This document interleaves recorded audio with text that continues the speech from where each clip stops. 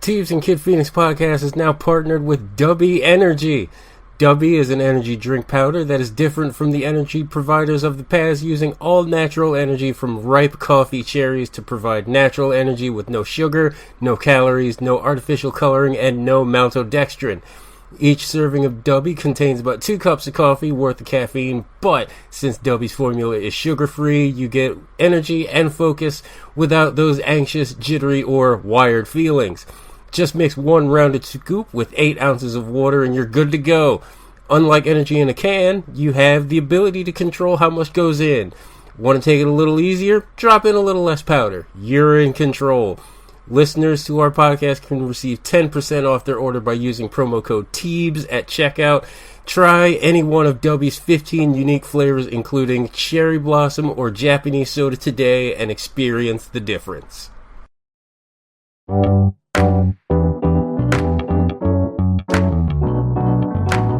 Powered by Riverside.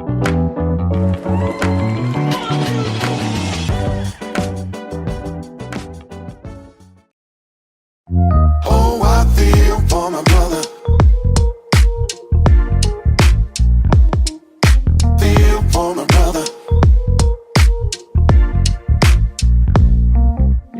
The street life used to be on. Straight up hustling till the break of dawn.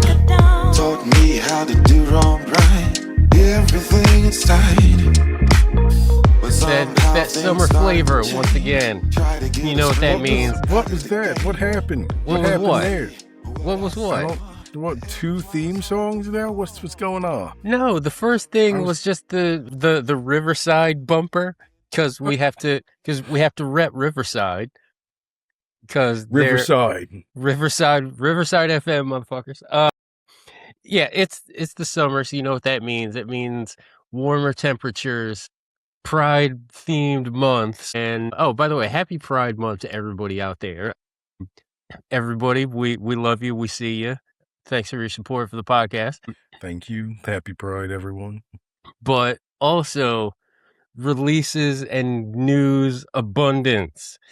So this week it was just all about video games. All about video games. We had the PC Games Fest, we had IGN Fest, we had Indie Game Fit. No, we didn't have that, but I mean, we should have one of those. But it is the Teeves and Kid Phoenix versus podcast. It is the summer video games hype meter. Very simple, very compact premise. We watched a whole bunch of videos from either IGN Fest or just general looking up the internet. And there are some things that we are excited about. And there are some things that we probably don't care about that you care about. And that leads me to my first point. So, Teeves, if you'll let me cook for a second here. Go for it. You go ahead and cook. So, where are all the console gamers? What camera are they on? They're on camera 4, actually. Okay. So, console gamers, I understand that you're all ejaculating over the new Wolverine game that is scheduled to come out this year. But we here at the Teeves and Kid Phoenix podcast could give less than a shit about that game. And I'll tell you why. Because this podcast is focused primarily on PC gaming. You want to know why that is? PC Master Race. Master Race. You want to know why that is? It's because that's what me and Teeves own. That's what me and Teeves play on. And we refuse to pay $700 to play the Wolverine game, which, Listen, I don't know. Don't get me wrong. I love Wolverine as much as the next guy. I'm not spending $900 plus to play that shit. That's outrageous. That's outrageous. That is outrageous. It's going to be on PC in a couple of years anyway. I'll just wait. I'll wait it out. You know what? Insomniac Games, you know what? Console gamers, you know what? We waited for Spider-Man Remastered to come on PC. If we waited for that and we waited for The Last of Us to come out on PC rather than go out and get the latest and greatest PlayStation machines, Insomniac, Marvel, Wolverine, what freaking chances do you guys have? Listen, I think I illustrated that pretty PlayStation poignantly, fanboys. right? Listen, PlayStation guys. I appreciate you play testing the game for us. Yeah. When it comes to PC, all the bugs will be worked out and we will have a tremendous gaming experience. I appreciate And we thank you for your pain and suffering. But for right now, we're focused on stuff that is coming out on PC, things that were announced for PC. Real quick, we're recording this on June 8th. One game that I have been kind of hyped for is actually coming out on June 9th, which, if you're listening to this podcast, would have been yesterday. NBA The Run. It is the spiritual successor to NBA Street Volume 2, one of the most fun basketball games ever created. And I'm going to download that immediately when I wake up on Tuesday the 9th, and I'm going to get on the streets. Shout out to Kid Phoenix for being one of the last people out there still keeping it alive for sports gaming. Listen, Listen. it's not just me. It's not just me. It's you and all the other 40-year-olds that can't get over Madden. That's fine. Or all the younger sports gamers on Twitch, because that's what they do to monetize themselves. Just sweating it out over like 17, 14 games on the internet. Nobody's playing 2K on Twitch. I can tell you that right now. I haven't seen it in a while. But we're not focusing on that. Let's back to the topics here. Now, Teeves, one thing that I noticed, everything that happened at IGN Summer Games Fest, right? And you'll know IGN Summer Games Fest? Is that the official branding of this? I don't know. That's just what it was. That's what was It's on the just Summer program Games Fest. pamphlet. It's just Summer Games Fest. That's all. Summer Games Fest. So you'll notice that on my hat here, and people that are only listening is just fantastic. But you notice the Jason mask on my hat here. Oh yeah, what's that about? And it's because there was a pretty obvious theme through all the stuff that I was reading and looking at and watching clips of. Not just horror movies, but horror games are making a serious push for best creative genre. Now, we're going to talk about some of the heavier hitters, but Saw Genesis, The Blood of Dawnwalker, Lords of the Fallen 2, like they all look fantastic horror games. Saw Genesis, I'm not a huge fan of the Saw series. I don't hate it. Did I sign up for that alpha? Yeah, of course I did. Now, Saw Genesis, the way it looks presented, it looks like the Friday the 13th game or the Predator game that came out a while ago, like similar, like 3-on-1, like either your Jigsaw. It looks like it's asymmetrical multiplayer. It looks like somebody gets to be Jigsaw setting the traps and the rest of the players have to run through the traps. I love this. I love asymmetrical multiplayer. It's a shame that the Friday the 13th game happened. What happened to that game happened. People that are playing Dead by Daylight are still keeping it alive. Shout out to all of you guys. Halloween, the game is going to be coming out later this year. Oh, is it? Sweet. Yes, it's the same team that did. I believe it's the same team that did the Friday the 13th game. So it offers a lot of the same kind of stuff, but like updated. So Halloween is like kind of a spiritual sequel to the Friday the 13th game, I think. But yeah, you should. But I'm excited for that. Here's the question. Will Saw Genesis and or the Halloween game be part of the Teeves and Kid Phoenix October screaming spectacular? We'll have to see. There may be some other contenders that come out that shake things up. Well, the two heavy hitters that we're about to get on, they're going to have to wait. 3 heavy hitters for me. 3 heavy hitters for Teeves, 2 heavy hitters for me. Let's just get into this. Alien Isolation 2 was announced. There's no release window. Now, from Sega's website, reading about this game, there is a new protagonist. So apparently it's not Amanda Ripley, as I guess you thought. They're lying. Those are lies. They're lying. They're just trying to preserve the ending of Alien Isolation, but we know what it is.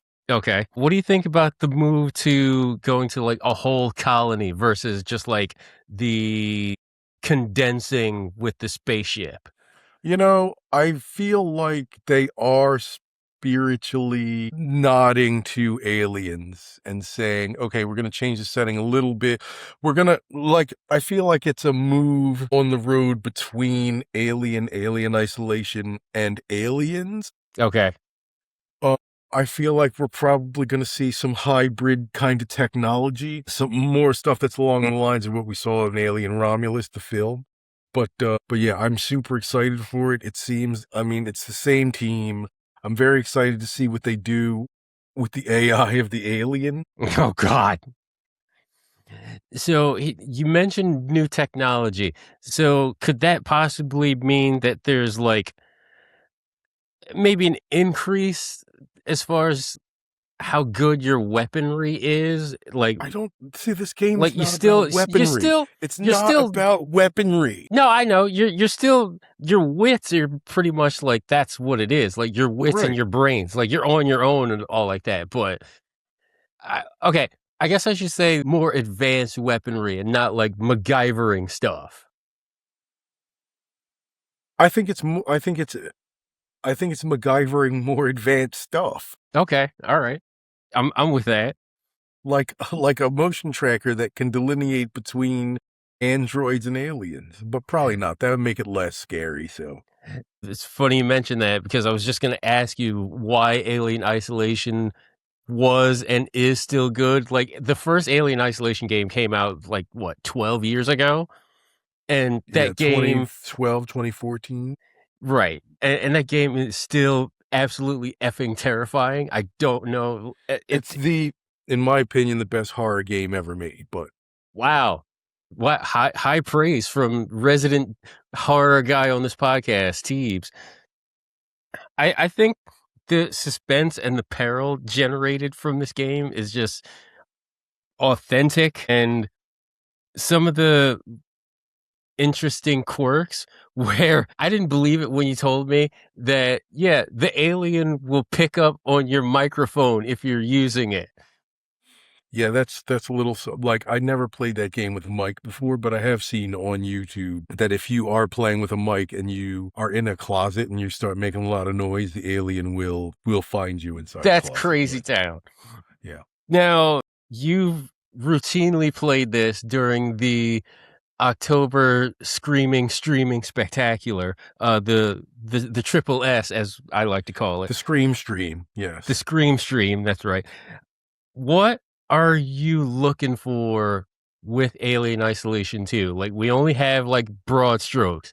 We have heard, even though you don't believe it, that it's a new protagonist. They're moving from the colony out of the spaceship. Like what are you looking for? Because as we say with sequels, you have to raise the stakes of any sequel. Like what Teebs, what are you looking for with this game?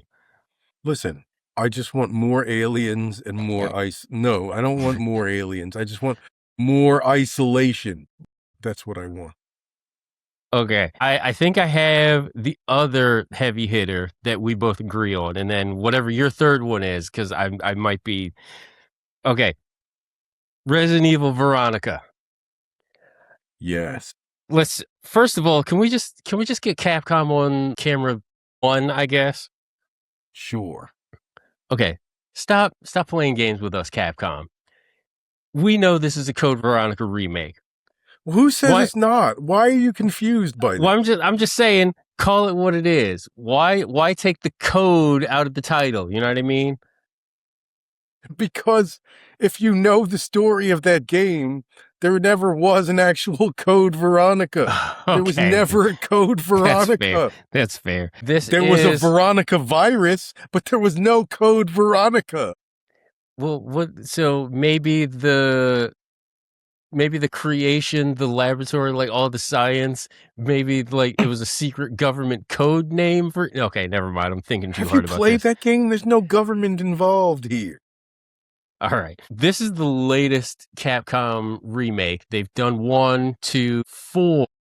Listen, I think that of all the games, this game will benefit the most from a remake. I 100% agree.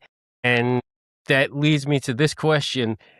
And I'm sure it's a question that's going to be posted also on the internet. Teebs, Kid Phoenix, you guys are all over Hollywood studios because they're doing remakes of movies and all of that stuff. So Capcom is remaking all their video games, and you throw them bail all the time. What up with that hypocrisy? And I'll tell you what. I'll tell you what. Technology in 2026 is infinitely better than when a lot of these games came out. So having these games, remaking these games with new technology, it just makes the game experience, and it increases the level of member berries for me and Teeves, I guess. But then also you have the extra added flavor that if you played the original Resident Evil and you play the Resident Evil remake, they're two distinctly different games. And you can say that about every Capcom remake. They are different. I don't know about distinctly different, but here's the thing. Video games are fundamentally a different art form than films and narrative storytelling. And when it comes right down to it, if the technology allows you to, okay, it's like saying, why turn a book into a movie? Right. It's literally can do more now than it could then. So like these remakes are not quite like saying, oh, well, I've seen this story before. Why do I need to see it again? Yeah, the story is not the main feature of video gaming. The gameplay is. And since Correct. gameplay has changed drastically in the last, 30 years, doing remakes of these games is not as offensive to me as doing remakes of a movie, because movie technology and storytelling technology has not significantly changed from the 90s till today. Video game technology has done that Several times over. Mm-hmm. Now, you mentioned that of all the games that could do for a remake, Code Veronica was the one. And let's just go back to the Dreamcast, where this game premiered, and I believe it was exclusive to the Dreamcast, was it not? It was for a bit, yeah. Now, in your expert Resident Evil playing opinion, because again, you've been playing this game a little bit more than I have, why Code Veronica? Why is this one in such due for an upgrade? Because this is the real Resident Evil 3. This is the real Resident Evil 3. I'm not going to take the bait. I'm not going to take the bait. There's no bait. There's no bait. I'm not going to take the bait of you. There's no bait. The Nemesis slander. I'm not taking that bait. Listen, I'm not doing all it. I'm saying is, if they had the ability, if Resident Evil 2 Remake was actually the first iteration of that game, or if they made Resident Evil back in the day when they had DLC content, oh yeah, Nemesis would be DLC content. Let's be for real. That's a shot. That's a It's shot. not a shot. That's a shot across my bow right there. Not a shot. But literally, there's not enough. Listen, I know you ride hard for Resident Evil 3. Harder than anybody you'll ever meet in your life. There's not enough of a game in there for this. Like, there's not. It's really not. Like, okay, all right. I will concede that at parts. Code Veronica actually wraps up the story of Resident Evil 2 and Resident Evil Original. It's Correct. The real Resident Evil 3, and it sets the stage and it clears the decks for Resident Evil 4. And I think it's a really interesting story. I think it's a really cool story. It's got some of the... I really am excited to see how some of the monsters and some of the elements and some of the scenes translate in the modern gaming era. I'm super excited for Veronica. Especially when you look at the visuals from Resident Evil 9.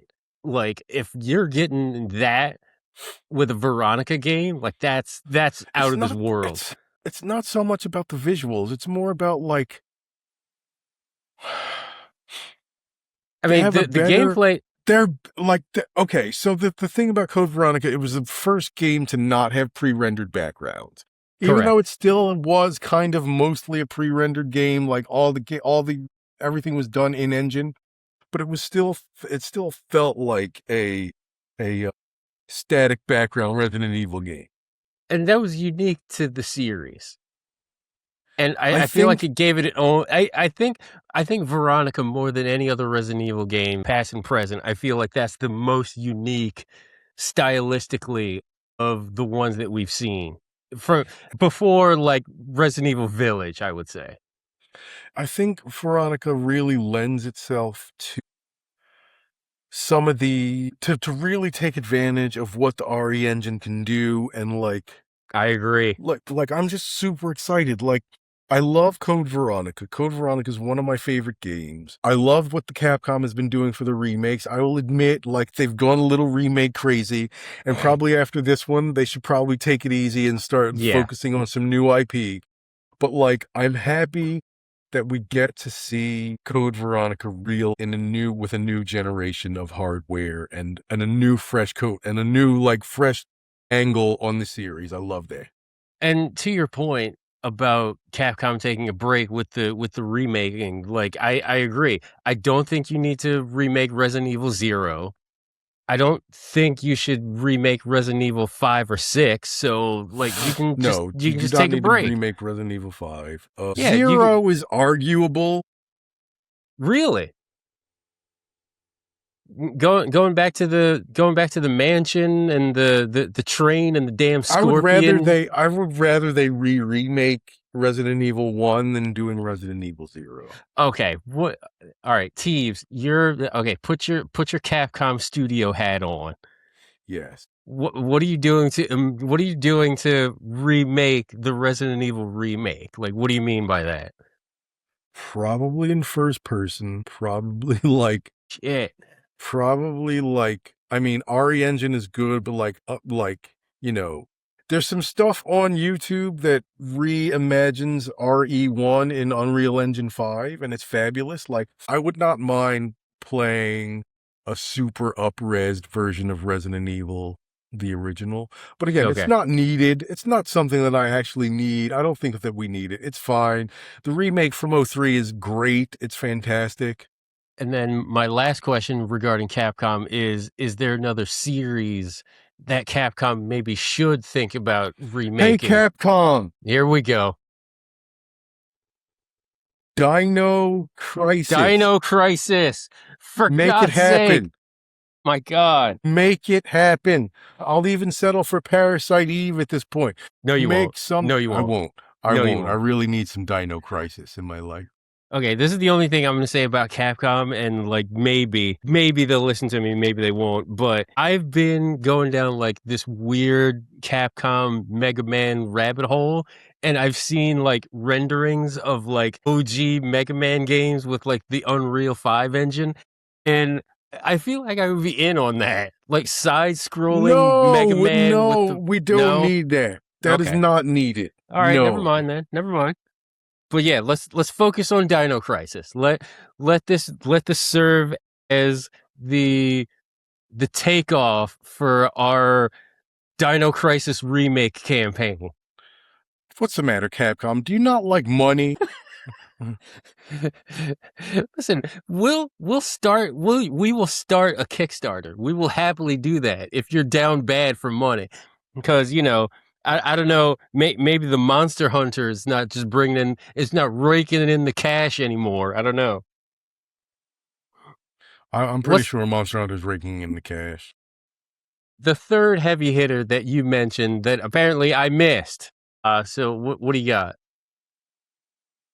This was not in the Summer Games Fest. This was actually in the Xbox Summer Games Fest. Okay. But it fits because it'll probably be on Steam. It will be on Steam. It'll definitely be on PC. It's a little game I like to call State of Decay 3. Now, What? That is correct. State of Decay 3 announced. How It was announced. did I miss that? It was announced way back in, I want to say 22 or 23. But now there's a new trailer. The team has gone back. They've rebuilt the thing from the ground up. And Jesus. State of Decay, one of my favorite games. If you're not familiar with the State of Decay franchise, it is an open world zombie survival experience where you recruit a group of survivors, build a settlement, and try to keep yourselves alive while wave after wave of zombies come after you. And you also have to navigate the personalities and quibbles of your survivors. Right. So The survivors all think for themselves. They have emotions. You have to navigate through all of that. now in And this in this version of the game, that's supposed to be even more so. And also, once you get done what you were saying, I will tell you what some of the dynamic AI stuff is doing for the zombies. But go ahead and say what you have to say. okay, one of my favorite parts about State of Decay is the simple fact that, and this is actually something that comes up in another game that I'm looking forward to, the fact that when you turn the game off, the world doesn't power down. I mean, it doesn't entirely power down. Like, stuff happens, but like, Yeah. it's not gonna like kill your favorite survivor while you're away. Like, I stepped away from State of Decay for maybe like a week. I jumped back on that bitch. Oh Next thing yeah, I know, like all of my everybody's freaking, starving, all my everyone's dead. everybody's starving. Everybody's mad at me. I'm like, Jesus Yeah. Christ. Yeah. I always love that dynamic with State of Decay. And apparently in State of Decay 3, you have zombie nests. Oh, I'm sorry, what? Zombie nests. So Oh, they're Jesus. basically like really heavily infested areas that are going to, keep generating zombies. However, every nest is going to have its own sort of strategy. So there's going to be some nests that just send wave after wave of zombies at you. There are going to be some nests that just like focus on making the biggest, toughest zombie types available and just keeping them around the base so that it's hard as hell to get through. That's And kind also- of insane. Yeah. The And also variation is yes. actually kind of exciting because it Yes. makes it not feel like the same thing over and over again. Also, the zombies have evolved. They're hunting now. They hunt in packs now. What is that shit? So yes, I'm very excited for this game. Again, one of my favorite gaming series of all time. I played the original on Xbox 360. I've played State of Decay 2 on PC, and I could not be through. Listen, this summer game show, fantastic. This might be the best summer game show ever. The best like lineup of positive stuff. Now, if any of this stuff I'm pretty sure Veronica's going to come out. We'll see with Alien Isolation 2. We'll see if State of Decay 3. They've already been heavily delayed, but it's good to see that they have some life support. And we should be getting news, hopefully, sometime this year on the Silent Hill 1 remake from Blooberty. What the jeez. Okay, 2026 is going to be a banner year for teas if that comes out. All I need is for EA to get off their ass and get on the Dead Space 2 remake, and that's it. I'll be happy for a while. So no release window for State of Decay 3 is what I'm... just say 27. Okay. Because... Similar to Veronica. Well, Veronica, if anything, to go by anything, it'll be like Q1 or maybe like spring of 27 for Veronica. Okay. Alien Isolation, I gather, is probably going to come out like... 28.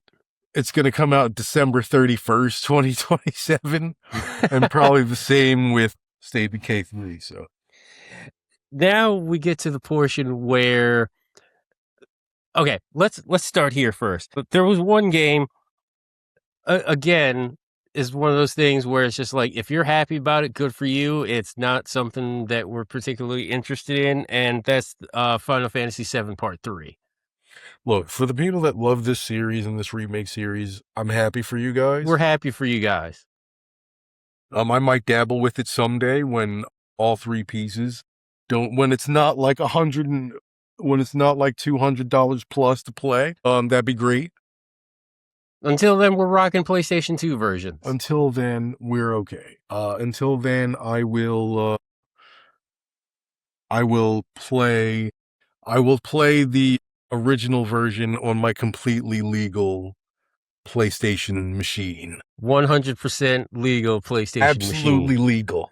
It is a PS1 slim version. It is a slim version. And Teebs has both discs of Final Fantasy VII.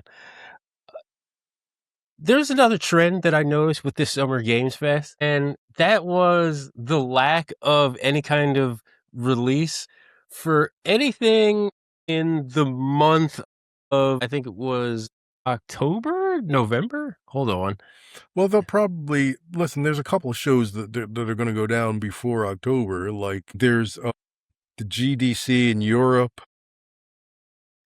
Okay, Not it's the November. GDC, but Gamescom or whatever. The big show in Europe.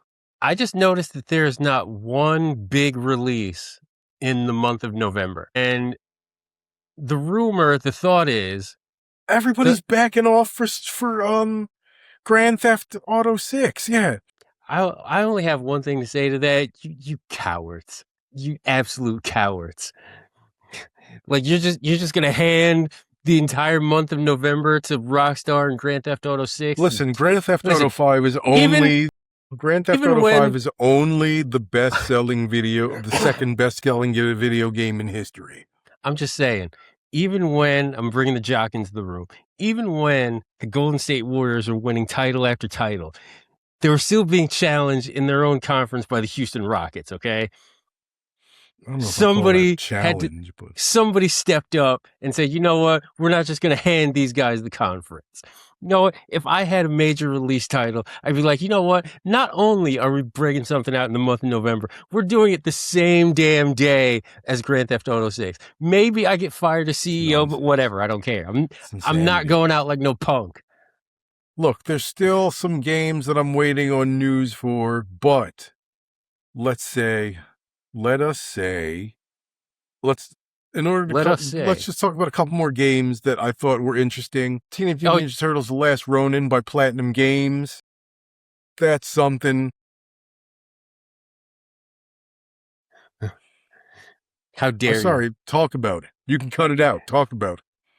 There you go. Thank you. Yeah, let me cook on this because this is my home. This is where I live. Teenage Mutant Ninja Turtles: The Last Ronin from Platinum Games, the same studio that did Bayonetta and Ninja Gaiden 4, which was a sleeper game if you didn't play it. Like, it's actually very well done, very well designed. The gameplay and the physics are fucking amazing in that game. The trailer didn't release too much just because, I mean, it's in development. Ninja Turtles are my favorite franchise ever, and The Last Ronin is, in my opinion, the best graphic novel of the last 10 years. And you can quote me on that, put it on a t-shirt, I don't care. And then the Last Ronin movie, the idea was scrapped thanks to the Warner Paramount merger, sons of bitches. So I guess a video game is just going to be all I have that will hold me over for now, which is totally fine. Very, very happy, very excited about this game. I need more information. I need some gameplay elements. I need something. Like, are you going to be able to, how are you switching off when you want to use either of the 4 Ninja Turtle weapons? Like, how does that work? Can you, like, bow staff somebody up into the air and then slice them down with a katana? Also, this needs to be a rated R game. This needs to be rated M for mature. I don't need an E for everyone Last Ronin game. This has to be for mature. This is for mature people. Like, I'm sorry. Wow. Just cutting out, just not letting any of the kids have any fun. Listen, the kids are too busy on Fortnite or Roblox or being disappointed anytime they go to a gaming card store and they can't get Pokemon cards. Like, that's what the kids are doing. Or they're playing Madden to their heart's content. No kids are playing Madden. Now let me listen. You haven't been on TikTok lately. I have been on TikTok lately. I'm just not. Just my algorithm's different than yours. So clearly, here's what I'm going to say. My next game that I'm going to mention, Virtua Fighter 6. Now listen. I was wondering if you were going to talk about this. I've never played a Virtua Fighter game. Sega, I need you to save us. Oh my I God, need you to yes. take it. I need you to bring back the pure fighting game experience. No horseshit. No people with magical powers. Street Fighter 6, I'm looking at you. Ingrid. Can we just have a solid fighter with decent mechanics where much of the cast feels like actually playable and that there's not one mechanic and that everything is not skewed to one mechanic and one play style, and that is it. I've said this. Sega, I've got faith in you. Please. Don't let me down. Sega, we're counting on you. You got to make it happen. So, as when you talk about purity in like fighting games, like Tekken does not do that for you. Again, this version of Tekken 8, is very divisive. It's got a lot of the stuff of, make it simpler so that the casuals can get into it. Listen, the casuals don't give a fuck about fighting games. They don't. They really true. don't. Stop true. trying to fucking cater to the casual. You need to cater to me. I'm the fucking guy out there that's buying the characters and the costumes. You need to fucking cater to me. Make a game that I will play. Fuck them. If they want to play it, they can get with the program. But making the game for them, that's ridiculous. Right. We were out. Teves and I have been grinding Street Fighter since 1993. All right. Since 1990 goddamn 3. Okay. Hot take. Might not be a hot take, but Teves, the last pure Street Fighter game. There's never Third been Strike? a pure Street Fighter game. No, there's only like 5 viable characters in Third Strike. Okay. Yeah. Either. Yeah, we'll have to get I mean, to you can play up bad characters. better in Third Strike than you can in like 6. No, my problem with Street Fighter 6 is that the game is so geared towards one particular play style. Yeah, constant pressure. But again, Street Fighter 3, Third Strike kind of is geared towards one particular play style. If anything, the game that I feel like might be the most fair is 4. I'm starting to agree with you on that. But Virtua Fighter 6, yeah, I actually do kind of have hope for this game. Just because if you remember like earlier Virtua Fighter, it was just like very straightforward, very simple, not complicated at all, like no like funny powers or anything like that. There weren't fighting, no fireballs, just kicks, punches and kicks. Footsies. That's what it is. Footsies. There weren't characters in Virtua Fighter that made no effing sense why they would be in Virtua Fighter. Street Fighter 6, looking at you.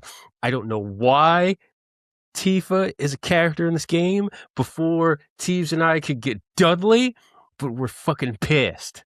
Okay? I'm pretty pissed. Like, I love boxer archetypes in fighting games. Why is our only boxer in this game Ed? I fucking hate that guy. I hate Ed. Ed. Those are Street Fighter deep cuts. We need to bring this podcast back to the people. All right. I have another game, and I don't even know if this is on your radar, but I'm doing it anyway. I don't even know if I'm pronouncing this correctly, but I'm going to give it a try. The game is called Haex. Haex. This one is interesting to me for a couple of reasons, and we talked about it with State of Decay before. And with this game, it's a co-op survival first-person shooter, and you're in I guess it's like the Nordic wilderness or something, and it's been taken over by aliens. The plot gives me a lot of like The Thing video games vibes when I watch the trailers. There's strange creatures, there's a lot of what the fucks, and Teves, not only is horror back in the video game zeitgeist, but you know what else is back? We talked about this before. Puzzles. Puzzles are fucking back, folks. Puzzles are back in effect. Listen, don't get me wrong. I love Resident Evil 4. I need my puzzles back in my fucking horror games. I need my puzzles That's back. Like, we're sorry. I I need the tension of running from a monster, but stopping for a few minutes to figure out this Edgar Allan Poe poem. I think that's important. That's a very important dynamic. It builds to that character. Genre. Yes. So that's another game that I was looking at and I was kind of interested in. Just some rapid fire ones. So for me, Gen Atlas from the that was next on my list. From the team that made Ico and Shadow of the Colossus. It's another. I mean, those are both like fantastic, top tier, like genre defining and platform defining PS2 games. S tier platformers. S tier, not even like S tier, just like video games, and like really pushed the art form forward. Yep. Those are. I'm looking forward to seeing what that turns into. Can I interest you at all in the Star Wars Zero Company? I am not really a fan, but like if you want to keep rocking Star Wars games, that's not the one for me. The one that I am interested in. Hold on for that one. Just real quick on Zero Company. If you're not familiar with the video game called XCOM, this is definitely not for you. Yes. But go ahead. Let's talk about Star Wars Galactic Racer. Let's do that. Now this is pod racing.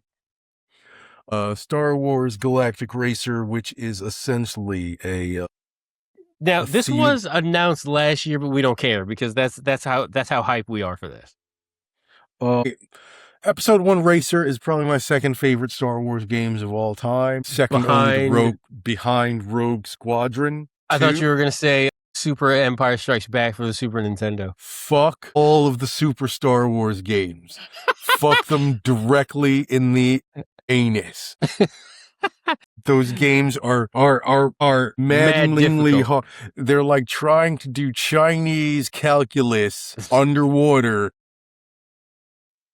in a straitjacket.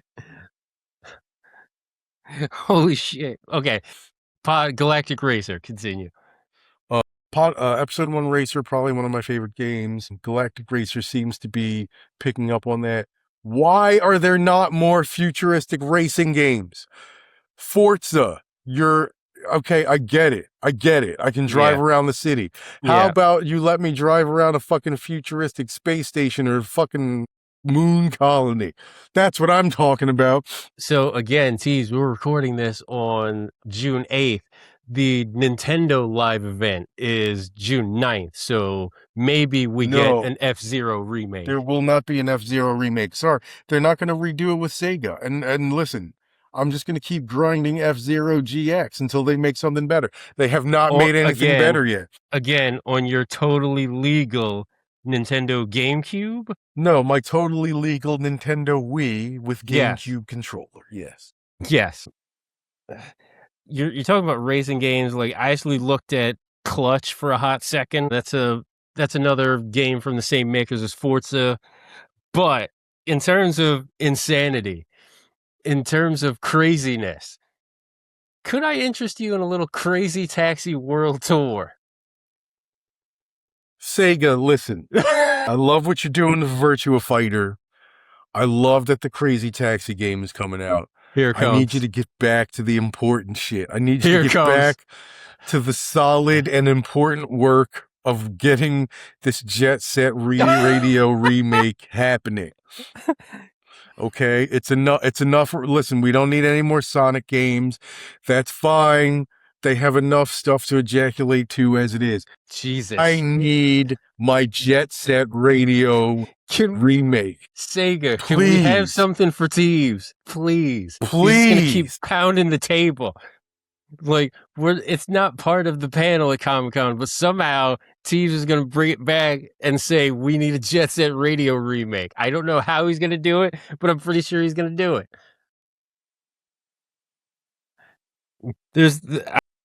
So there wasn't much else for me. So I covered Hey X. I definitely covered The Last Ronin. Other things that I'm interested in, not too much else that me personally. Like there's the Mafia expansion that's coming. There's the new Monster Hunters coming. Like neither of those really interest me. Again, if that's something you're with, then happy for you. Same with Final Fantasy VII. Same with what the hell is we were talking about? Wolverine. Just like any of that stuff. Like happy if you're happy. That's all I got to say. But listen, not to yuck anyone's yum, so not at all. Go nuts. Go nuts. We're just going to be out here grinding on PC, and we're also going to be grinding wherever you can listen to this podcast. You can listen to us on Apple Podcasts. We will also We will Go also ahead. be grinding at the San Diego Convention Center. Yes, we will.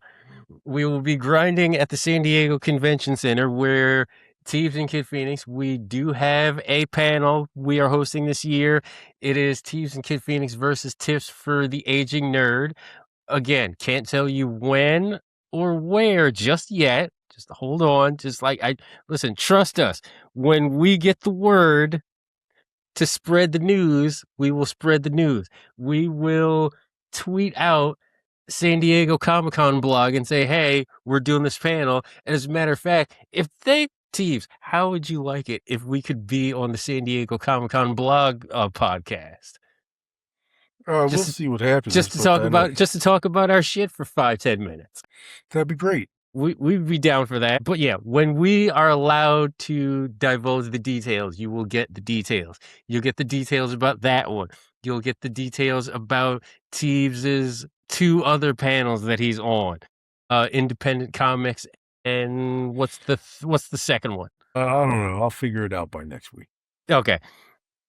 It was a 4-person pod. It is now a 5-person pod. So it's me. Perhaps we just need for Eddie to hopefully approve our podcast description amendment and allow us to have the 5th person. I put the word in, and Eddie Ibrahim is a gentle, kind-hearted soul. Kind soul. That understands that sometimes changes happen and additions are just kind of standard in this business. So, that is true. So Eddie, we hope that you have the compassion and forgiveness that we have to add a 5th member to this pod, and we'll see what happens. But in the meantime, you can also listen to this fine podcast on Apple Podcasts, Spotify, anywhere you listen and download podcasts. We're on social media, Facebook, Twitter, Instagram, Blue Sky, TikTok, YouTube, full video episodes. MySpace. No, we're not. Friendster. We're not on any of that. We're not on any of that shit. Okay, I'm gonna do it. Live Journal. Is that still a thing? No, I don't think so. All right, I'm gonna do it. I'm gonna spoil it. Tumblr's still a thing, by the way. Yeah, it is. All right, I'm gonna spoil it. I'm gonna do it. Fuck it. It's not necessarily something I've been dreading per se, but it's something that's. Hold on. Don't say anything. We still have to set up. We still have to take care of some loose ends. So don't say anything. Okay. So just understand that something is coming soon that I personally am not necessarily looking forward to, but I'm doing it for the good of the podcast and the fact that it will be great radio to listen to and watch me squirm. But anyway, we're going to get out of here. Talk to everybody next week. Enjoy your video games on whatever medium you choose to use it on. Also, once again, happy Pride Month to everybody out there. If you're out there doing the parade stuff and the festival stuff, just be careful, be mindful. Yeah, just enjoy yourselves. We're out of here. Talk to everybody next week.